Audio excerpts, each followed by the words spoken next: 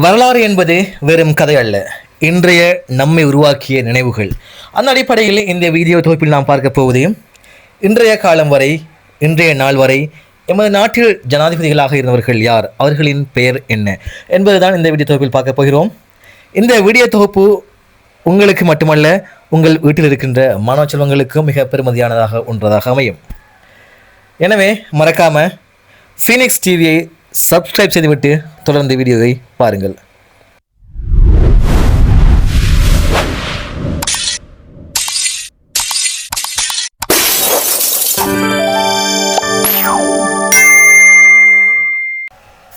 இலங்கையின் முதலாவது ஜனாதிபதியாக இருந்தவர் சர் வில்லியம் கோப்பல்லாவர்.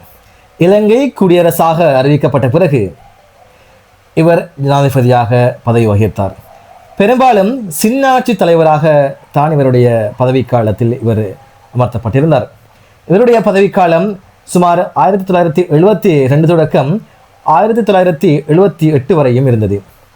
இதனைத் தொடர்ந்து இலங்கையின் நிறைவேற்று அதிகாரம் கொண்ட முதலாவது ஜனாதிபதியாக, இலங்கை அரசியலில் மிக மிக முக்கியமான ஒருவராக, நிறைவேற்று அதிகாரம் கொண்ட ஜனாதிபதி முறையை அறிமுகப்படுத்திய ஒருவராக இருந்தவர்தான் ஜனாதிபதி J.R. ஜெயவர்தன அவர்கள். இவருடைய பதவிக்காலத்தை பார்க்கின்ற பொழுதும் 1978 தொடக்கம் 1989 வரையாக இருந்தது. இதனைத் தொடர்ந்து இலங்கையின் மூன்றாவது ஜனாதிபதியாக இருந்தவர் ரணசிங்க பிரேமதாச. இவருடைய பதவிக்காலம் 1989 தொடக்கம் 1993 வரை. பொதுமக்களின் நலத்திட்டங்களுக்கு முக்கியத்துவம் கொடுத்து இவர் சேவையாற்றியிருந்தார். இருந்த போதிலும் 1993 பயங்கரவாத தாக்குதலால் இவர் உயிரிழக்கப்பட்டிருந்தார். இலங்கையின் 4வது ஜனாதிபதியாக இருந்தவர் திக்ரி பண்டா விஜயதுங்க என்பவர். இவர் ஒரு குறுகிய காலம் மட்டுமே எமது நாட்டின் ஜனாதிபதியாக பதவி வகித்திருந்தார். 1993 தொடக்கம் 1994 வரை இவருடைய பதவிக்காலம் இருந்தது.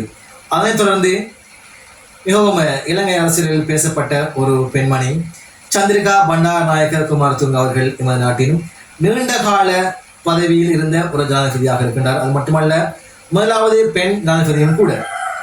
இவர் 1994 தொடக்கம் 2005 வரையான காலப்பகுதியில் இவருடைய பதவிக்காலம் இருந்தது.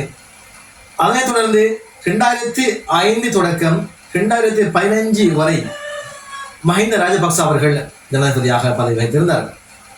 இவர் சுமார் 30 வருட உள்நாட்டு போரை முடிவுக்கு கொண்டு வந்த ஒரு தலைவரும் கூட. இலங்கை வரலாற்றில் மிகவும் பேசப்பட்ட ஒரு தலைவர் மஹிந்த ராஜபக்ச அவர்கள். இலங்கையின் 7வது ஜனாதிபதியாக நல்லாட்சி அரசியல் சீர்திருத்தங்கள் என்ற பெயரில் பதவியேற்றவர் தான் மைத்ரிபால சிறிசேன அவர்கள். இவருடைய பதவிக்காலம் 2015 தொடக்கம் 2019 அமைந்திருந்தது.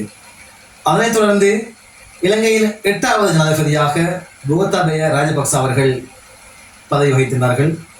இவருடைய பதவிக்காலம் பொருளாதார நெருக்கடி காலத்தில் இவர் பதவி வகித்திருந்தார்.